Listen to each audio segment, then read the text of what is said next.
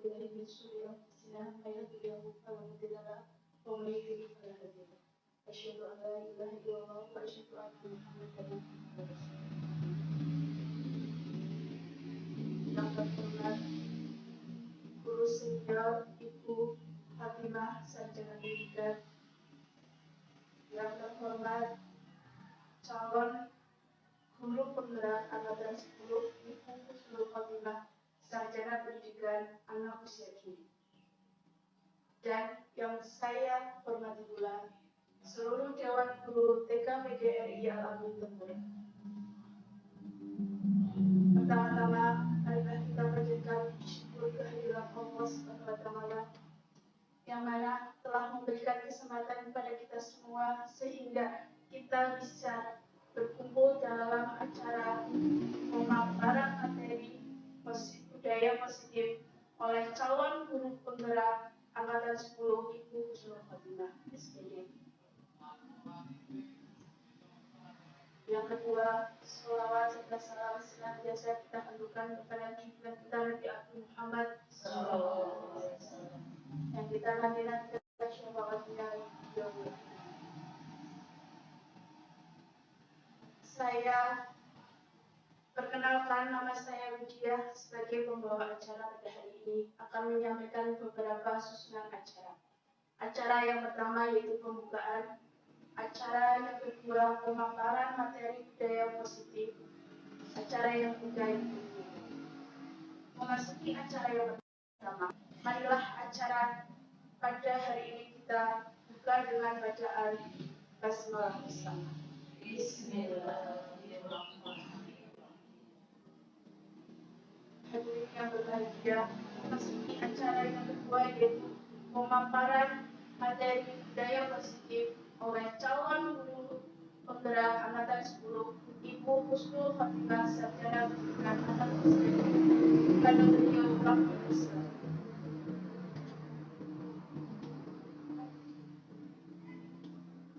Terima kasih kepada Ibu Widya yang sudah memberikan waktu untuk saya untuk menyampaikan atau mengimbaskan tentang budaya positif di TK PGRI Al-Amin. Semuanya halo, apa kabar?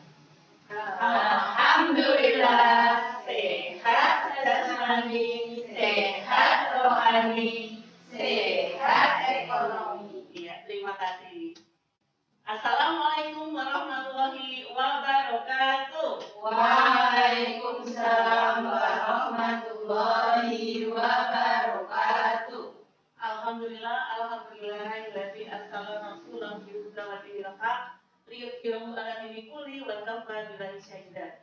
Asyhadu an la ilaha illallah wahdahu la syarika lahu wa asyhadu anna Muhammadan abduhu wa rasuluh. La nabiyya ba'da. Allahumma shalli 'ala Muhammad wa 'ala ali Muhammad wa barik wa sallim. Alhamdulillahirabbil alamin.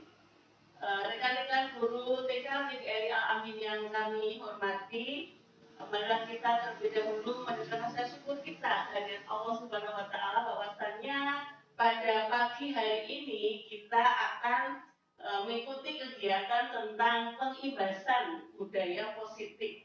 Mudah-mudahan nanti acaranya berjalan dari awal sampai akhir. Tadi sudah dibuka sama Bu Widya dengan bacaan basmalah, mudah-mudahan nanti lancar dari awal sampai akhir.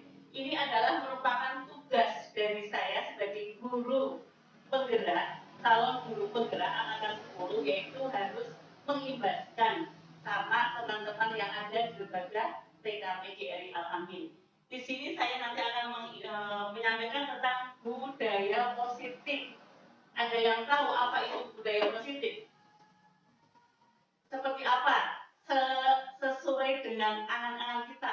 Budaya itu apa? Positif itu apa? Ada yang bisa? Silakan Bu Ririn. Budaya itu kebiasaan ya. Terus positif itu baik, kebiasaan baik yang perlu kita contoh. Ya, ya, terima kasih, bagus sekali. Budaya itu seperti itu ya.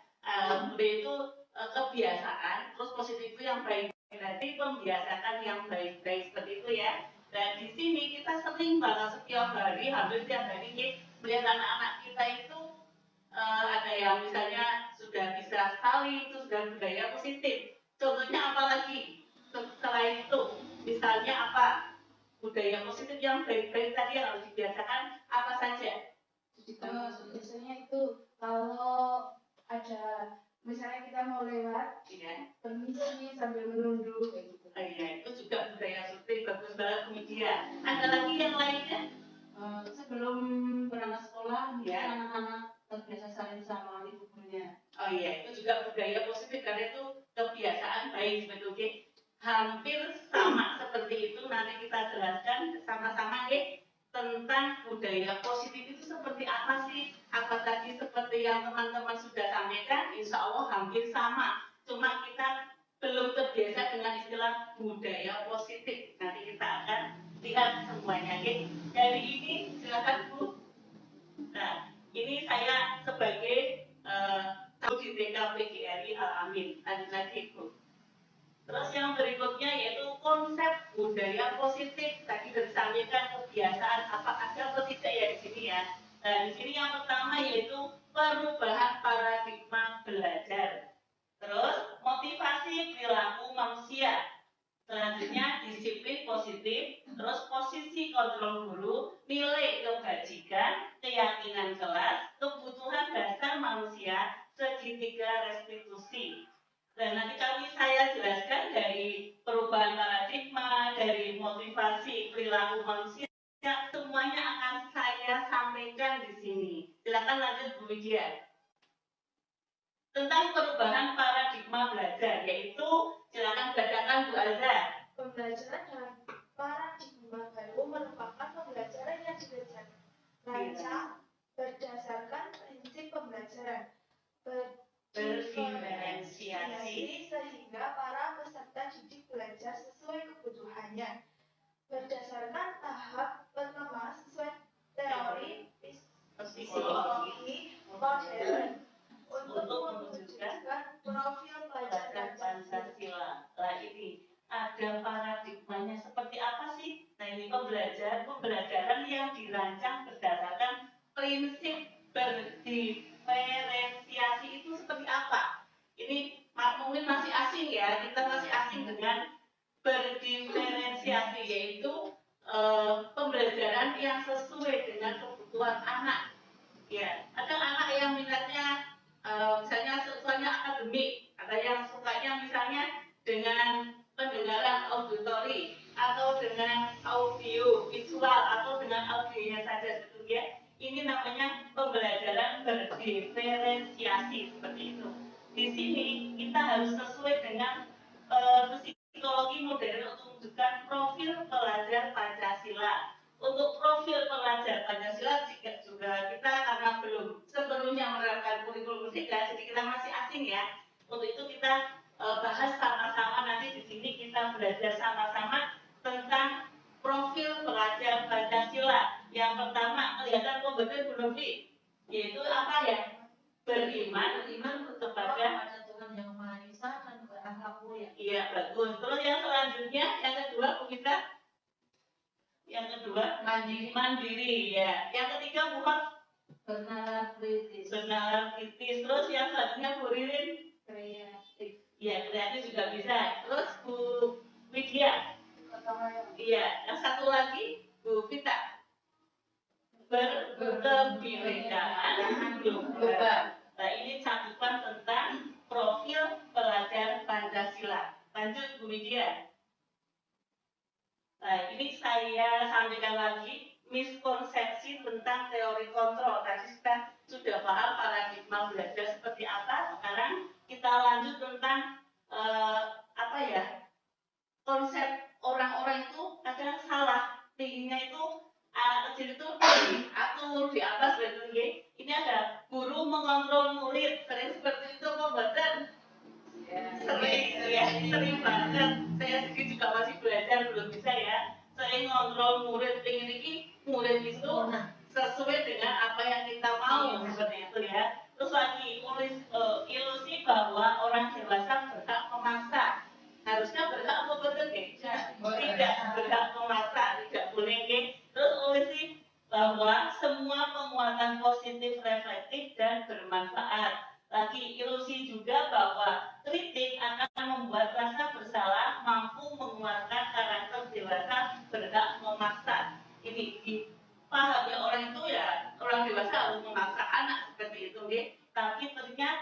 di sini nanti kita ini miskonsepsinya seperti ini. Nanti seperti apa? Lanjut lagi pemikiran. Nah, di sini ya, ada merubah paradigma stimulus respon ke posisi kontrol. Ada posisi kontrolnya, ada stimulusnya seperti apa, misalnya realitanya kita, kebutuhan kita itu sama apa tidak? Kebutuhan kita sama nggak? Nggak sama ya. Ya, di stimulus ya, di kita itu tahunya sama. Teori kontrolnya ternyata kebutuhan kita itu berbeda, sebetulnya di teorinya. Terus ada lagi stimulusnya lagi, semua orang melihat hal yang sama. Terus di teorinya setiap orang memiliki gambaran yang berbeda. Betul apa enggak? Betul, beda banget ya. Kita mencoba mengubah orang agar berpandangan sama dengan kita. Kira-kira bisa nggak seperti itu? Biar orang itu sama dengan saya misalnya. Bisa nggak?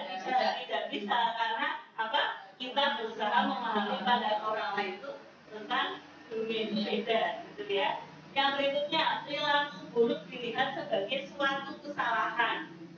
Lo semua perilaku memiliki tujuan. Kenapa seperti itu? Ada yang tahu? Perilaku buruk dilihat sebagai suatu kesalahan. Kalau ada anak melakukan kesalahan, kita ada langsung apa ya?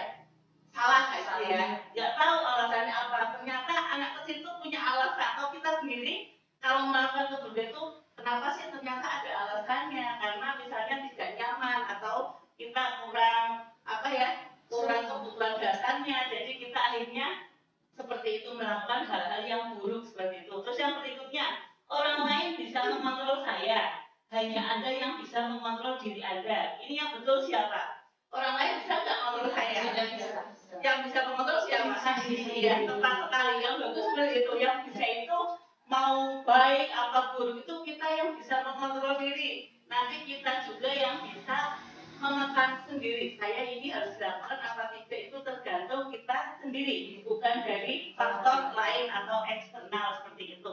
Yang selanjutnya yaitu pemaksaan ada pada saat bujukan gagal, dipaksa tapi gagal sebetulnya. Kolaborasi dan konsensus menciptakan pilihan-pilihan baru. Ini ada pilihan-pilihan barunya apa nanti?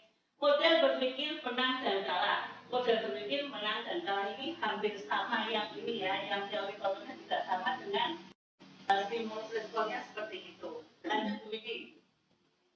Sekarang kita lanjut lagi ke disiplin positif. Tadi budaya positif, sekarang ganti disiplin positif. Yang selama ini sudah dipahami disiplin positif itu seperti apa? Ada yang bisa bantu?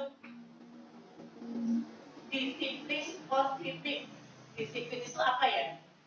Bertindak sesuai aturan. Oh iya, boleh ya. Bertindak sesuai aturan. Ada lagi. Disiplin positif. Disiplin itu mengharuskan sendiri ya untuk berbuat baik. Seperti itu bisa ya? Bisa diterima. Bisa diterima. Iya, gimana buat? Bertindak sesuai aturan yang baik. Oh iya, seperti itu. Ya, itu Bu Hal sudah menyatakan seperti itu. Juga tadi saya sudah sampaikan seperti itu ya, paham ya? Berarti disiplin positif itu memaksakan diri untuk berbuat baik, untuk berbuat yang positif. Kita lanjut lagi kemudian. Di sini nanti ada penjelasannya tentang disiplin positif. Yang pertama yaitu silakan dibacakan Bu Hor.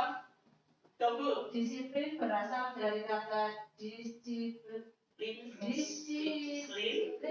yang artinya belajar. Disiplin mengacu pada disiplin diri yang memiliki tanggung jawab terhadap apa yang dilakukan berdasarkan nilai-nilai yang diyakini. Ya, hampir sama nggak tadi? Hampir sama ya, benar ya. Hampir sama seperti itu, tapi kita pakai bahasa kita sendiri. Ini di sini dijelaskan disiplin itu yaitu tentang belajar. Kita kan berproses ya, tidak ujuk-ujuk bisa bertanggung jawab, tidak ujuk-ujuk bisa apalagi misalnya menjadi apa yang mengembalikan mainan pada tempat itu nggak bisa kalau kita nggak dilatih, kalau kita nggak belajar seperti itu. Yang selanjutnya silakan Bu Azra. Sebagai pendidik, tujuan kita adalah menciptakan peserta didik yang memiliki disiplin diri sehingga mereka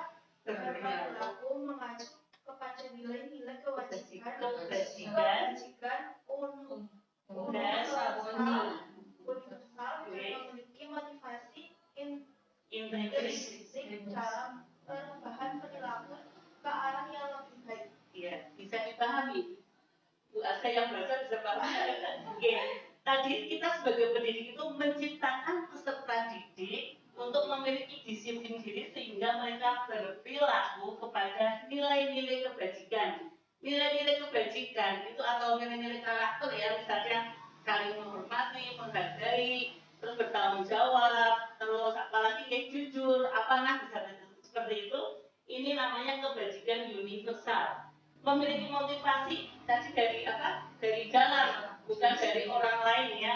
Saya mau berbuat baik itu pasti di dalamnya sudah ingin berbuat baik, pasti ada tentu okay? Ini ke arah yang lebih baik itu semua orang pasti bakal jelek-jeleknya orang itu kalau sudah sampai ini di dalam hatinya itu kepingin menjadi orang yang lebih baik, ya itu orangnya mudah-mudahan seperti itu, kita termasuk seperti itu ya. Yang selanjutnya silakan Bu Ririn. Disiplin positif merupakan salah satu cara penerapan disiplin yang bertujuan untuk menumbuhkan kesadaran serta memberdayakan peserta didik tanpa imbalan penghargaan atau reward, ancaman atau hukuman. Nah ini kadang yang terjadi di kita mau memberikan disiplin positif sama anak, kita mesti ada iming-iming ya, atau ada reward seperti itu kan, atau ada hukuman, bahkan sebaliknya ada hukumannya, misalnya apa ya, anaknya ayo dikembalikan mainannya, nanti guru kasih bintang gitu ya. Itu ternyata kalau di sini itu kalau seperti itu kita berarti anak itu melakukan karena ada hadiahnya seperti itu.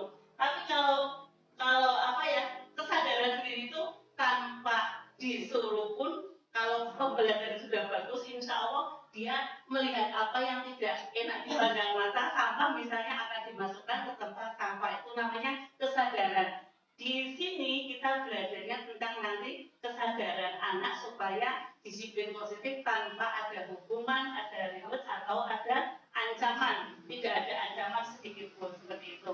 Silakan lanjut Bu Widya. Terus yang berikutnya yaitu nilai-nilai kebajikan. Tadi sudah disinggung ya bacaannya. Nilai-nilai kebajikan itu seperti apa? Tadi sudah saya sampaikan seperti apa yang baik-baik. Kebajikan itu kebaikan ya. Seperti apa nilai-nilai yang baik untuk kita dalam kehidupan sehari. Misalnya bertanggung jawab, mandiri, apalagi tolong menolong bisa, apalagi kerjasama ya, apalagi banyak sekali kayaknya ya, banyak sekali tentang nilai-nilai kebajikan. Next, silakan Bu Widya. Nah ini nilai-nilai kebajikan kita di sini nilai yang disepakati bersama, lepas dari suku, bangsa, agama dan bahasa, ya.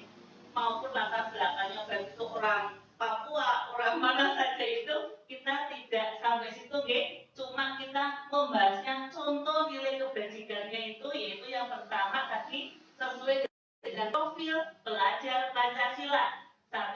Beriman, bertakwa pada Tuhan Yang Maha Esa dan berakhlak mulia. Yang kedua, mandiri. Yang ketiga, benaran kritis, terus berkebinekaan global. Yang kelima, bergotong royong. Yang keenam, kreatif. Nah ini yang menjadi standar rasa hormat, terus integritas, mandiri, menghargai, antusias, empati, keingintahuan, kreativitas, kerjasama, percaya diri, dan komitmen. Berikutnya yaitu keterampilan hidup atau life skill. Dulu kita sudah pernah belajar life skill ya, waktu COVID. Ya ingat, anak itu dilatih supaya bisa misalnya bantu cuci piring di rumah sama ibunya, itu termasuk life skill. Membantu ibunya memasak juga itu termasuk life skill seperti itu ya. Ini ada, dapat dipercaya. Bisa enggak nanti membantu ibunya, baik hati, pendengar yang baik, tidak merendahkan orang lain, memberikan yang terbaik dari diri, seperti itu. Lanjut lagi, kebutuhan dasar manusia. Jadi ada, kita sudah familiar di sini tentang kebutuhan dasar manusia, itu sudah familiar banget. Karena tanpa itu kita nggak bisa hidup. Kira-kira apa kebutuhan dasar manusia? Yang kalau tanpa itu kita nggak bisa hidup, seperti itu apa sih? Kesehatan ya, bagus. Apa? Makanan ya, makanan untuk bertahan hidup itu kebutuhan dasar. Apalagi? Udara ya, itu untuk mempertahankan hidup lagi. Apalagi yang lainnya, kayaknya rohani. Iya betul ya. Ada kebutuhan spiritual seperti itu ya kan kita butuh juga. Terus apa lagi? Materi ya harus ya wajib ya ekonomi harus. Terus apa lagi? Kebutuhan dasar manusia. Kita pengen pesen enggak?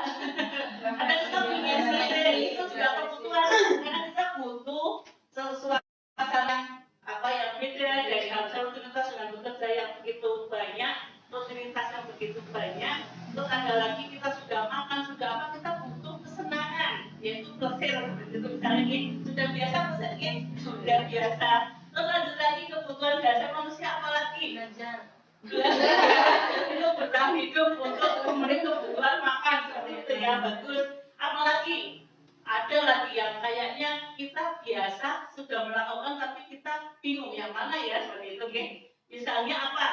Sosial. Iya sosial juga penting. Apalagi kita pingin nggak sama capek banget ya betul ya capek banget istirahat kita butuh kebebasan untuk diri sendiri ibaratnya itu kalau zaman sekarang ngomongnya apa ya memanjakan diri ya kita butuh seperti itu ya kita next silakan Bu Wiji.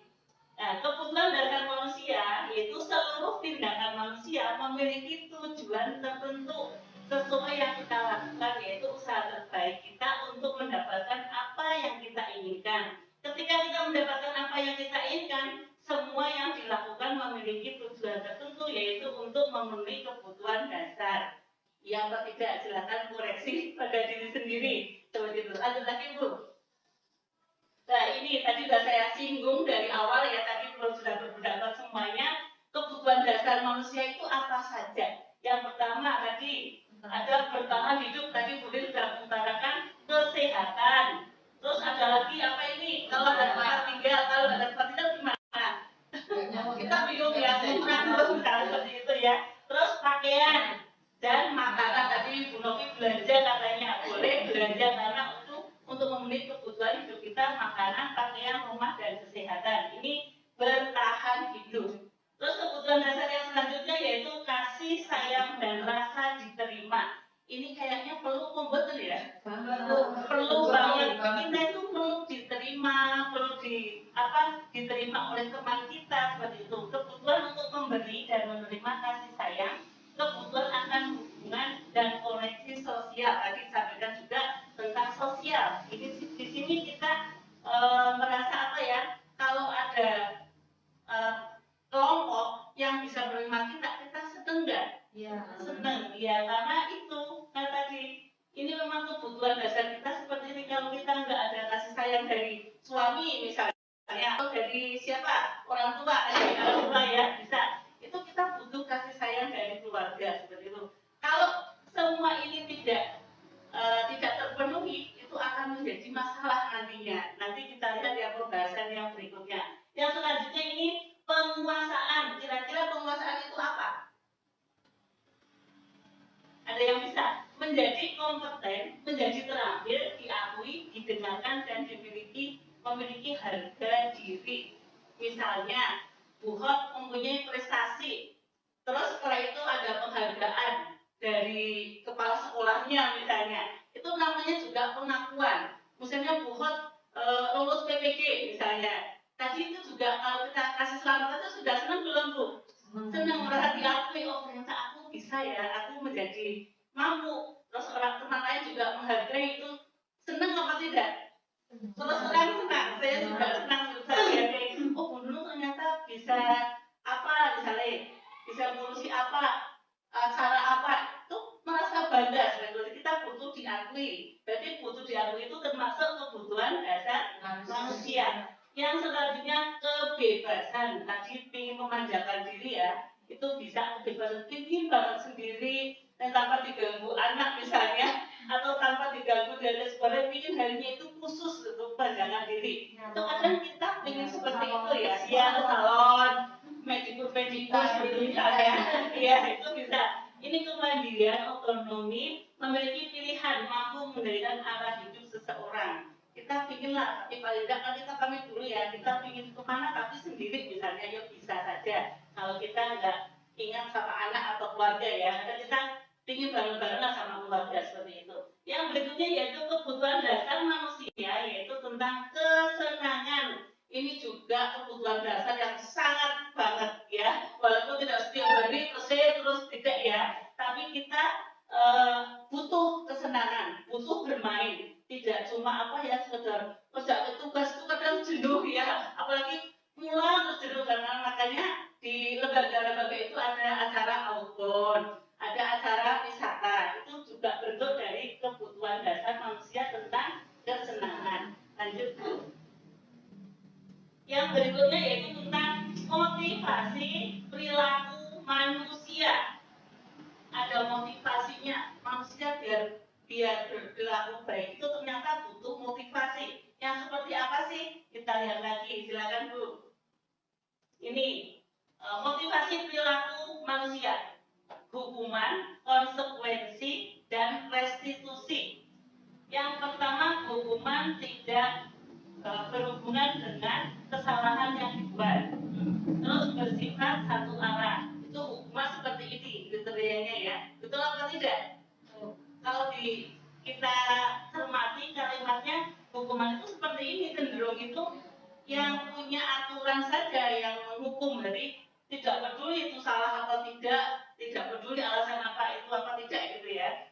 Terus yang berikutnya bersifat satu arah, dari yang memberikan hukuman saja, tidak ada kesepakatan apapun, itu namanya hukuman. Berarti kalau kita tidak ada kesepakatan untuk menghukum anak, berarti termasuknya itu hukuman, seperti itu ya. Sudah dipahami sampai sini? Namun yang berikutnya berupa hukuman fisik dan psikis. Ini paling bawah ini. Kalau psikis apalagi misalnya down gara-gara dihukum, misalnya bagi yang misalnya anak yang berangkat duluan, misalnya kita kasih hadiah nanti yang lainnya sih yang nggak berangkat adalah ada bisa hadir dasi, akhirnya down, seperti itu kan psikis juga. Nanti fisiknya juga, misalnya silakan hukumannya apa.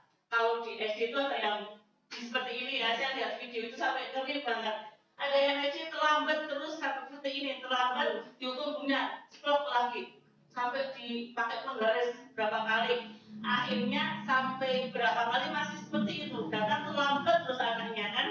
Setelah itu tidak sengaja gurunya lewat di jalan itu ketemu sama anak, tabrak motornya, itu tak sakit, tidak mau periksa kenapa, saya nanti kakak saya terlambat. Ternyata dia ke rumah, gurunya mengikuti. Di situ dia lihat, oh ternyata sepatunya berganti, makanya terlambat terus. Yang diajari Pak Guru itu terlambatnya karena sepatunya bergantian. Setelah itu gurunya sambil ikut nangis kayak gitu ya. Itu akhirnya anaknya sekolah, gurunya nggak bisa apa-apa. Saya nggak mau hukum, nggak apa-apa, langsung dipeluk aja, terus dikasih sepatu sama guru, sambil minta maaf, silakan Pak Guru dicambuk apa dipukul gitu. Anaknya enggak, saya nggak seperti itu Bapak itu. Makanya murid kita itu kadang berbuat salah tapi kita tidak tahu alasannya apa, itu dihukum seperti itu kan. Zaman dulu ya, insya Allah yang sekarang sudah beda karena kita sudah berilmu, insya Allah kita nggak seperti itu, dan selama ini kita juga nggak seperti itu ya. Ini untuk sebuah ilmu saja. Terus yang berikutnya yaitu tentang konsekuensi. Apa itu yang dimaksud konsekuensi? Yang pertama yaitu hukuman berhubungan dengan kesalahan yang diperbuat. Apakah ini boleh konsekuensi? Boleh, iya. Kenapa boleh? Karena ini sudah sepakat. Misalnya kemarin membuat keyakinan kelas. Jika misalnya nanti kalau tidak jujur, kamu dikasih sanksi apa? Misalnya itu, sanksinya misalnya menulis kata jujur, seperti itu boleh karena kita sudah konsekuensi itu diperbolehkan. Tapi kalau hukuman tidak boleh ya, seperti itu. Terus yang ini terencana dan disepakati oleh satu kelas, warga kelas, seperti itu. Yang ketiga, guru sebagai monitor. Nanti gurunya juga ngawasi seperti itu ya. Ini sepakatan kelasnya apa, konsekuensinya apa. Ini namanya konsekuensi. Yang berikutnya tentang restitusi. Proses dialog dengan murid yang mengajarkan murid untuk menyelesaikan masalahnya sendiri. Nah ini penting banget, tapi kadang kita kebanyakan saya sendiri ya, pas ada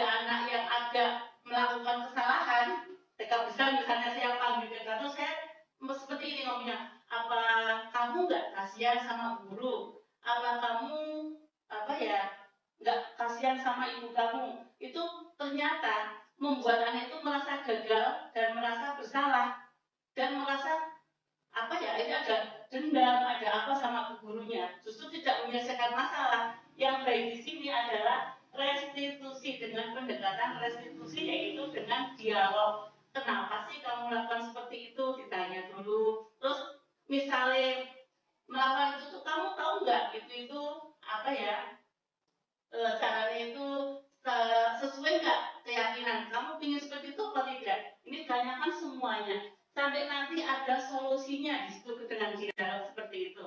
Kira-kira jadi terima bisa ya. Restitusi itu kita mengadakan dialog sama anak, tapi jangan istilahnya dulu jangan menghakimi, tapi kita kasih kesempatan kepada anak untuk menyampaikan alasannya apa. Kayak kemarin misalnya saya ambil pas mengamati di BK besar ya, misalnya anak mengganggu terus saya panggil. Mengganggu kenapa? Karena alasannya itu muncul alasannya. Karena saya gemes kayak gitu. Gemes melihat anaknya, jadi ada alasannya. Kalau kita nggak tahu, dulu bocah kok ganggu terus sama teman-temannya, itu salah banget ya. Nggak boleh ganggu lagi. Dan kata-kata nggak boleh ganggu itu tidak menyelesaikan masalah. Sebesar anak tidak akan tahu di mana kesalahannya. Tapi dengan pendekatan restitusi, nanti anak akan tahu, dengan dialog akan tahu seperti apa sih harusnya saya, seperti apa sih solusinya supaya tidak mengganggu, seperti itu, gitu. Itu namanya pendekatan restitusi. Berikutnya Bu Widi. Nah ini penting banget, posisi kontrol guru. Silakan lanjut lagi Bu. Posisi kontrol seorang guru itu yaitu satu, ada penghukum, terus ada sebagai teman, ada pembuat merasa bersalah, ada pemantau, dan ada manajer. Kira-kira kalau penghukum itu yang seperti apa? Tadi sudah disampaikan, tadi ada penghukum seperti apa? Paham apa tidak? Belum ya? Belum ya? Penghukum itu guru yang sering menghukum anak, tapi tidak pernah tidak pernah tahu alasannya. Misalnya ada anak terlambat, saya baca buku kemarin ya, anak terlambat itu di pintu gerbang sama satpamnya kan, kamu terlambat ya? Iya Pak, karena udah sekarang kamu tidak boleh kamu dihukum, kamu harus lari-lari ke lapangan sebanyak berapa putaran, itu namanya hukuman. Jadi tanpa mendengarkan apa alasannya, itu penghukum. Kira-kira kita sudah pernah belum?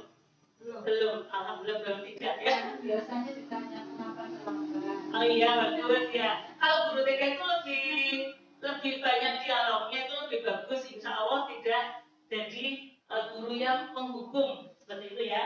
Terus ada lagi yang sebagai teman. Ini perlu nggak sebagai teman? Perlu ya, ya. Sebagai misalnya apa? Sebagai teman. Dianggap itu temannya, kita ajak kayak temannya kalau bareng-bareng apa seperti itu ya, ya. Itu teman. Ini kita sering banget memakai ini ya, ya. Terus yang selanjutnya pemantau, kayaknya menyampaikan bahwa nanti kamu itu setelah ini itu namanya pemantau. Kamu setelah belajar nanti ini istirahat, nanti cuci tangan, nanti apa namanya itu pemantau, oke? Jadi menyampaikan semuanya terus dipantau. Nanti Bu Guru lihat kamu tidak cuci tangan ya. Nanti Bu Guru lihat kamu tidak ya misalnya. Nanti Bu Guru lihat kamu tidak membalikan sandal pada tempatnya. Itu namanya pemantau, mengawasi terus ya gitu ya. Terus yang berikutnya yaitu manajer. Ini manajer sih kayaknya semuanya pernah ya kayaknya jadi manajer gitu. Pengennya itu ya. Ini sama kayak restitusi yang manajer itu. Jadi kita itu diharapkan itu memberikan sesuatu sama anak itu, nanti ada solusinya, ada kedepannya mau seperti apa itu kalau manajer. Yang ini membuat merasa bersalah, ini paling fatal dan saya sering melakukan. Kira-kira nanti sama pada ya, nanti ada contohnya membuat merasa bersalah tadi. Misalnya tadi saya bilang yang si anak TKB ya, misalnya kamu nggak kasihan sama bu guru ya, berarti aku salah ya. Kenapa kamu terlambat lagi? Kemarin terlambat, sekarang terlambat lagi. Nah, itu juga merasa bersalah. kayak jengkel gitu, kayak marah gitu. Merasa disalahkan terus seperti itu. Kira-kira kalau orang dewasa disalahkan seperti itu apa tidak? Iya, Sama, iya. Saya juga begitu, misalnya disalahkan atau apa istilahnya timpa itu, ya disalahkan tuh kita juga nggak suka kan?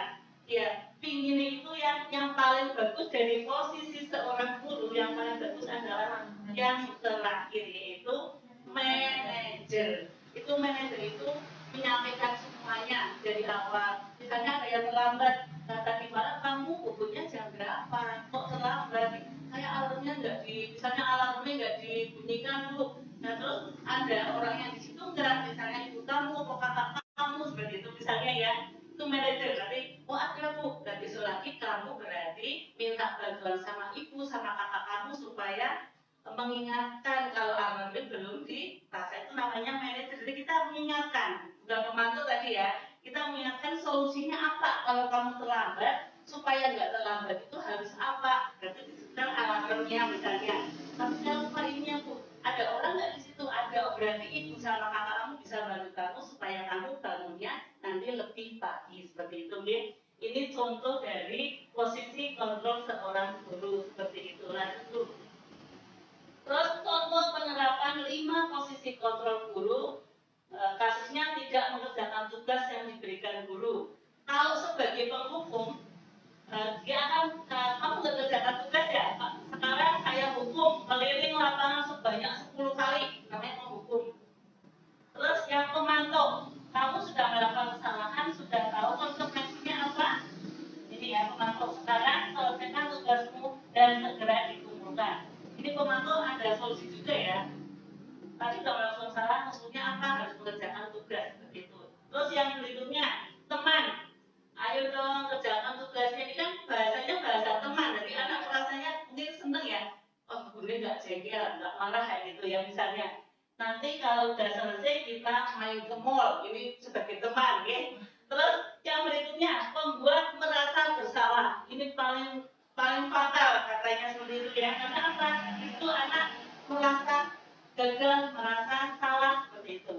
Kamu sudah berkali-kali ibu ingatkan, kamu memang susah ya jika melihat nanti ibu ditegur kepala sekolah ini petani sampai ke gurunya itu, nanti saya nggak kenal guru, kalau guru saya ditegur sama kepala sekolah kamu senang ya, seperti itu ya. Ini yang membuat merasa bersalah. Kamu senang ya kalau ibu lagi ditegur kepala sekolah kalau kamu nggak mengerjakan tugas. Ini yang membuat merasa bersalah. Yang terakhir yaitu manajer. Kamu sudah tahu kesalahanmu. Ini ya, bedanya seperti itu. Keyakinan sekolah apa yang kamu langgar dan apa yang akan kamu lakukan untuk menyelesaikan masalahmu. Seperti itu, Niki. Berarti yang paling bagus itu harusnya yang manajer. Tapi kita masih sering memakai yang 1, 2.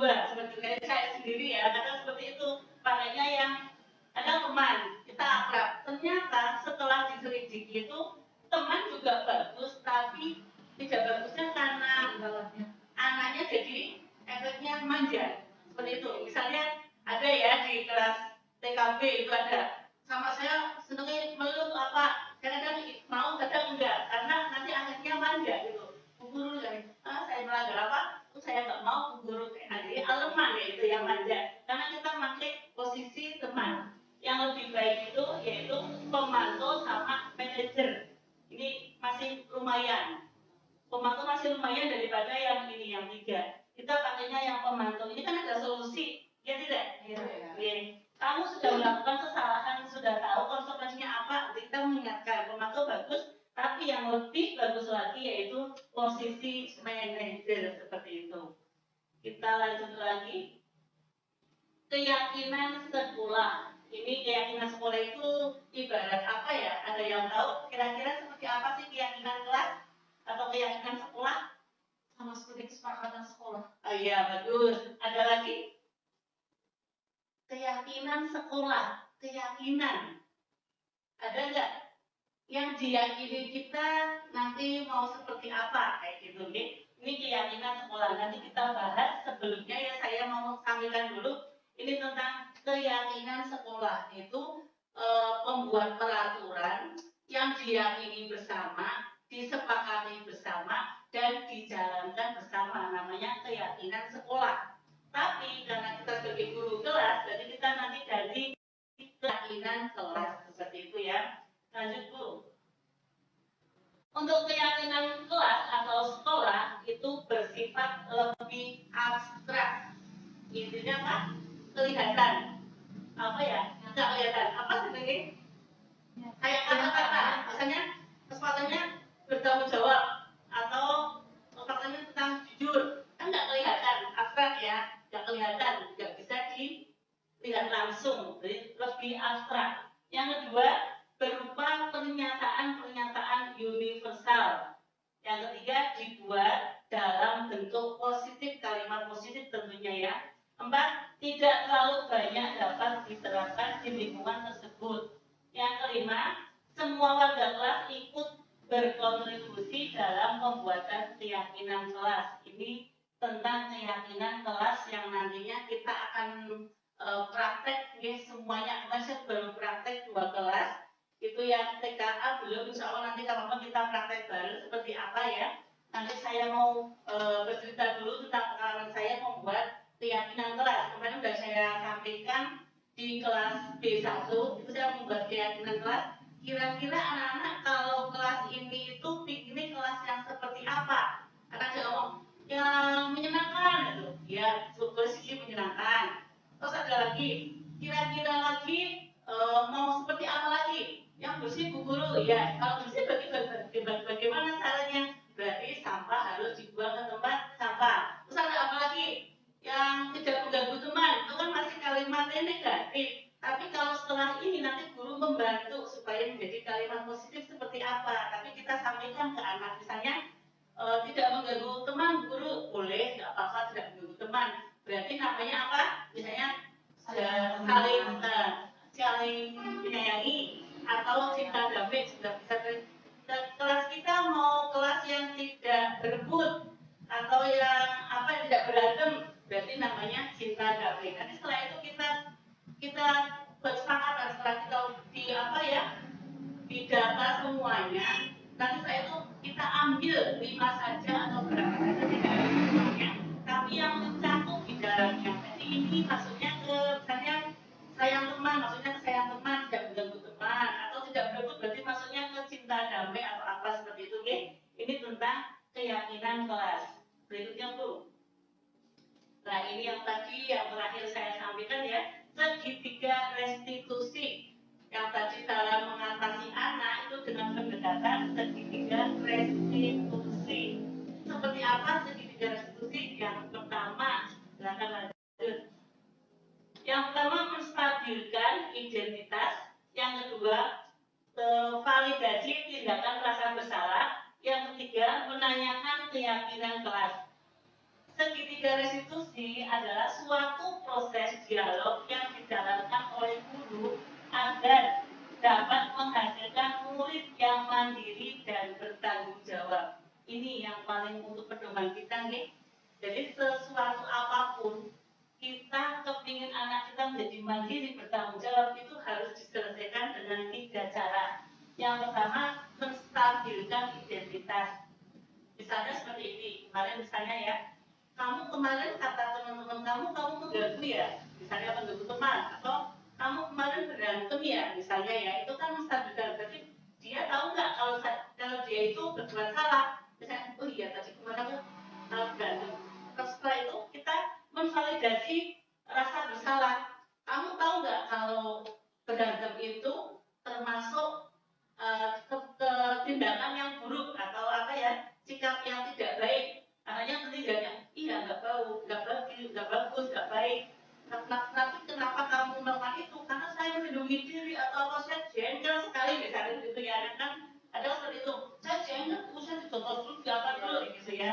Nah itu akhirnya anak dia tahu dulu, nggak apa biar cerita sampai panjang lebar tentang misalnya gemosnya, jengkelnya, sampaikan semuanya.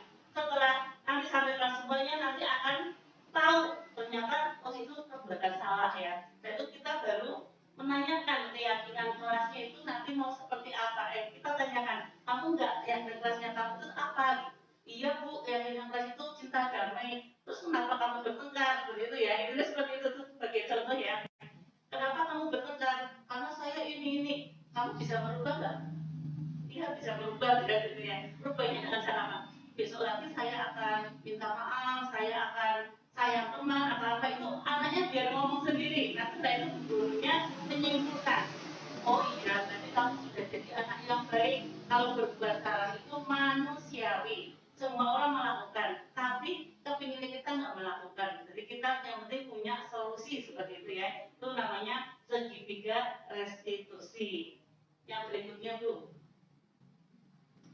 menstabilkan identitas. Tadi sudah saya sampaikan di pertama ya. Menstabilkan identitas itu berdasarkan prinsip bahwa membuat kesalahan adalah bagian dari proses pembelajaran. Masih kurang tulisannya. Bagian proses pembelajaran. Berbuat salah itu wajar. Kita sampaikan ke anak. Nggak ada manusia yang ujuk-ujuk api ya. Nggak ada kan. Dari rumah pun kita nggak tahu. Kalau kita sendiri kita nggak tahu. Misalnya ini termasuk baik apa tidak, merugikan orang apa tidak gitu ya. Terus yang berikutnya, tidak ada manusia yang sempurna. Bapak Ibu juga pernah melakukan itu tujuannya supaya ternyata saya guru juga iya, tapi guru kan berubah gitu ya. Tujuannya biar anak itu ngerti ternyata itu memang manusiawi lah, berbuat salah itu manusiawi, tapi yang penting kita ada solusi seperti itu. Terus yang berikutnya, Bapak Ibu tidak mencari siapa yang salah, tapi ingin mencari solusi dari permasalahan ini. Tadi sudah saya sampaikan ya, kita mencarikan solusi atau cari solusi bersama-sama itu menstabilkan identitas. Kamu berhak merasa begitu. Tadi yang bos saya marah Bu karena saya dipukul duluan atau di apa. Itu namanya menstabilkan identitas. Kita tahu identitasnya itu kamu sebagai apa gitu ya. Terus berikutnya Bu, validasi tindakan yang salah. Tadi sudah paham salah, sudah paham bertengkar saya melakukan itu hal buruk apa tidak. Nah itu kita tanya lagi. Kamu pasti punya alasan ya, kenapa kamu berbuat itu? Dan saya melindungi diri dulu karena ini misalnya. Terus mengapa melakukan hal itu? Tanya semuanya sampai seperti ini. Padahal kamu bisa melakukan hal yang lebih buruk.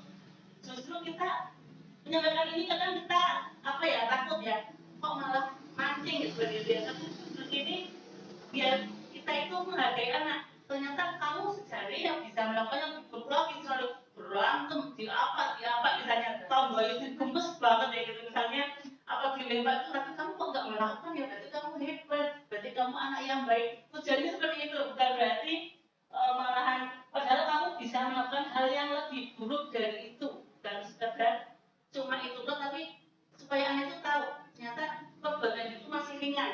Kita nggak terlalu buruk banget kayak gitu, seperti itu ya. Disampaikan seperti itu. Kamu patut bangga karena kamu telah melindungi sesuatu yang penting buat kamu. Kamu juga melindungi diri kamu, berarti sudah bagus.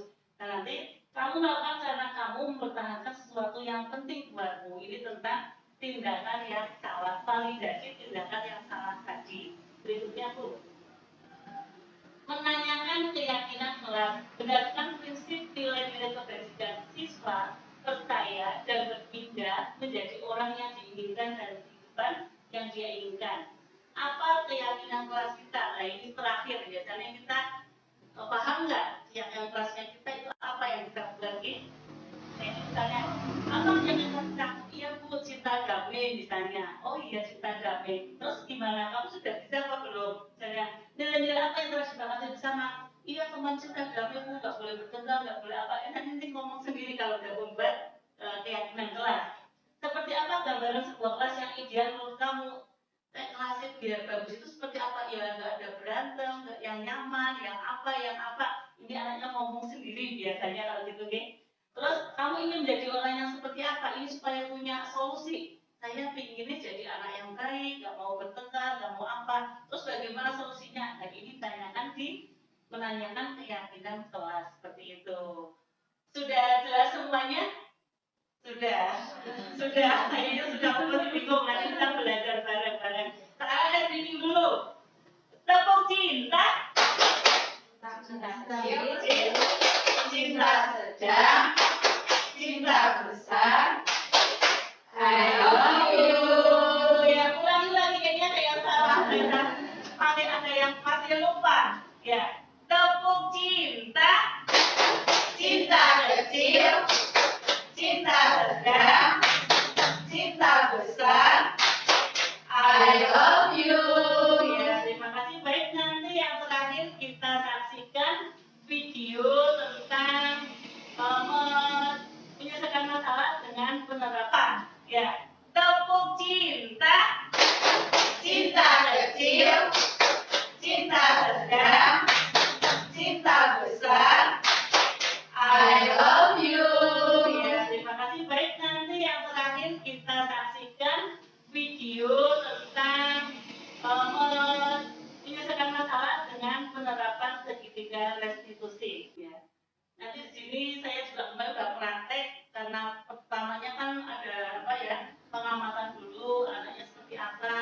tetap yang mengganggu beneran, yang mengganggu saya ambil nanti saya dekati. Yang ini rumah tadi kira-kira ada apa ya? Iya betul, mau ngomong sesuatu sama Mbak Tari, mau bicara sesuatu sama Mbak Tari ya. Kemarin Mbak Tari mulai pas final pilihan, Mbak Tari kemarin asal sekali kami lupa waktu. Kira-kira kenapa Mbak Tari?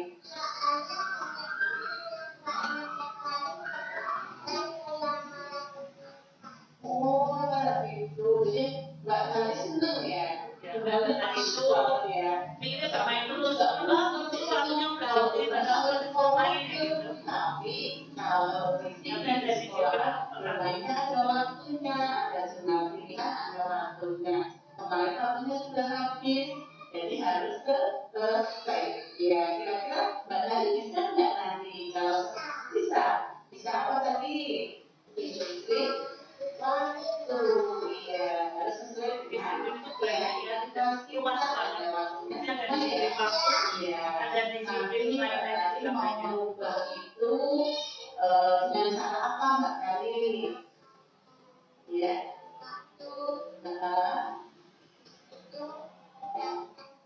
iya, sesuai dengan waktunya karena sesuai dengan keyakinan kita yaitu disiplin waktu.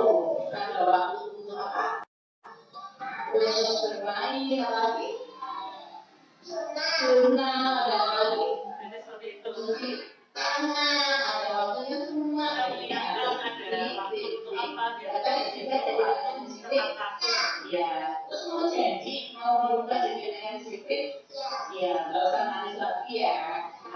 Sebenarnya ada, iya, terima kasih Mbak Tari sudah jadi anak yang baik. Mbak Tari punya kesalahan dan sudah sama guru. Iya, boleh. Terima kasih Mbak Tari hari ini sudah jadi anak yang baik dan mau berubah menjadi anak yang disiplin. Ya, minta maaf sama guru. Punya gambaran, tak menyelesaikan masalah Nanti kenapa ya? punya gambaran. Kenapa? Apa kita sini supaya kita tahu saja. Oh, bukan pula. Terus kan Anda tingginya Saya panggil karena cerita. ini takut pula. Iya. Terus Bapak jadi apa yang masalahnya? Oh, Madrina paling Anda dulu. Jadi Anda berani ini, iya. Tapi itu sesuai nggak ya Anda ya? Gambarannya seperti itu ya. Kalau Kita kan ngomongnya harus langsung kontak sama anak kita. Pinter-pinter gawe kalimat saja. Anda kan mesti kalau menyakiti teman itu nanti temannya lagi sakit ya. Nanti tahu nggak? Tahu. Terus Anda mau merubah nggak? Merubah. Dirubah. Ambil cara seperti apa? Iya, ada gitu ya. Mau nggak? Rubahnya gimana rubahnya? Rubahnya tidak menjadi teman ya. Menahan. Kurang seperti apa? Kalian teman, ada yang sini, ada yang sini di mana?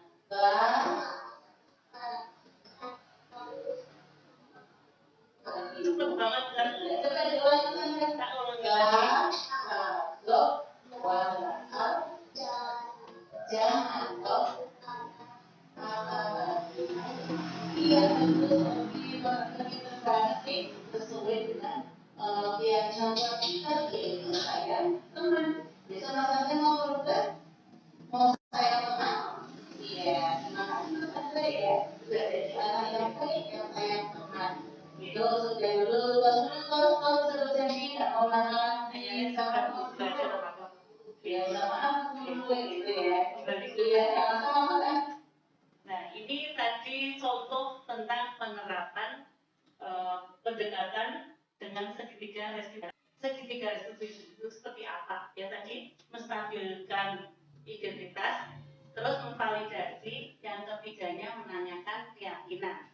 Insya Allah nanti kita bisa menerapkan ya sambil belajar bersama, kita menerapkan bareng-bareng. Yang langkah berikutnya kita mungkin tadi ada kebutuhan dasar manusia. Kita harus ingat seperti itu. Kenapa anak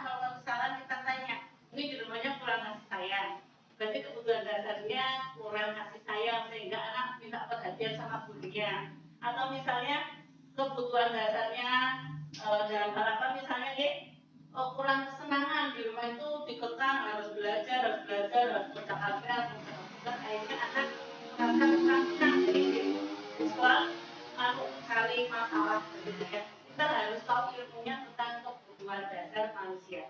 Di sini sampai dari awal sampai akhir ada yang mau ditanyakan apa tidak? Sudah jelas semua? Sudah? Untuk itu apa? Mengenai anak yang seperti tadi kita harus ngomong langsung di depan anak, agar ketika ada teman-temannya, atau nanti ketika ada saat-saat bisa bercerita menanyakan seperti itu, atau bagaimana? Waktunya kapan? Yang tepat. Ya, untuk menyelesaikan penerapan pendidikan restitusi itu kita ambil waktu yang beda. Misalnya kita ambil siangnya. Kadang anak kan pulangnya telat, kadang ada merasa pikirannya aku nggak pintar, nggak apa ya. Kita mungkin ambil waktu istirahat misalnya. Kita ambil dulu ya, belum ingin tanya sama kamu, tapi nggak ngomong interogasi ya. Kita bukan interogasi, tapi kita ngomong itu ya, ngomong sama kamu, ngomong saja, nggak usah ngomong tanya apa, kamu kemarin nakal, tidak ada anak nakal di sini.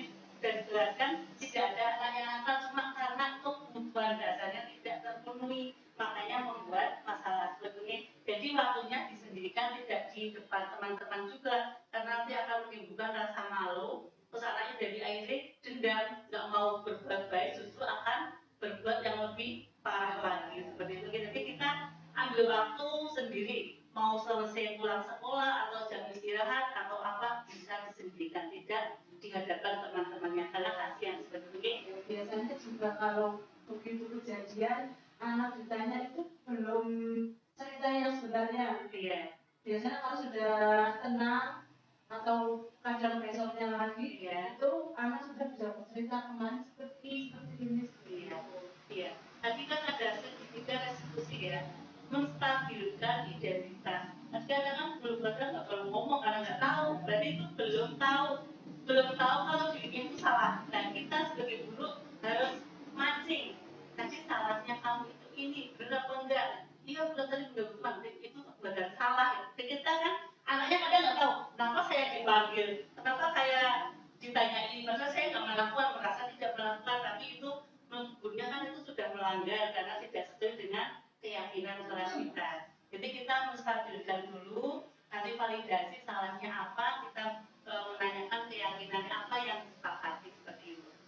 Sudah bisa diterima, Bu? Sudah. Ya, terima kasih banget. Nanti mudah-mudahan kita bisa menerapkan tentang budaya positif di lembaga kita bareng-bareng. Kita belajar sama-sama, kita terapkan bareng-bareng, nanti saling mengingatkan kalau ada sikap guru juga yang kurang sesuai dengan budaya positif, cara mengatasinya, kita ingatkan bareng-bareng karena hari ini kita sudah belajar bersama tentang posisi kontrol guru seperti apa. Terus cara mengatasi masalah dengan anak kita harus pakai apa? Sudah ada tadi ya.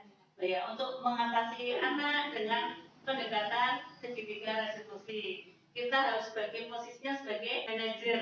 Terus yang berikutnya lagi sebagai tim manajer sama yang segitiga pemantau itu masih bisa ditolerir karena pemantau itu bagus memberikan solusi seperti itu. Sudah jelas semuanya?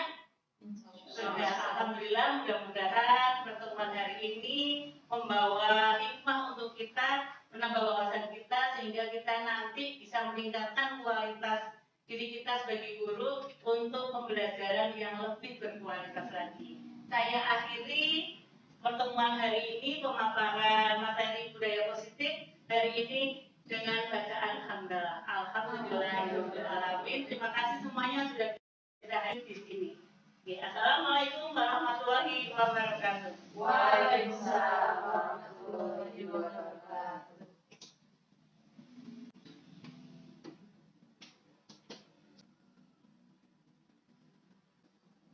Alhamdulillah, acara demi acara telah terselenggara dengan baik. Kami haturkan terima kasih kepada calon guru atas guru Ibu Fadilah. Semoga dengan materi yang beliau sampaikan bisa menjadikan kita sebagai guru manajer dan bisa membuat lingkungan sekolah menjadi positif sehingga kita bisa menjadikan anak nyaman, aman, dan positif. Alhamdulillah kita memasuki acara yang terakhir yaitu penutup. Marilah acara ini kita tutup dengan bacaan hamdalah bersama.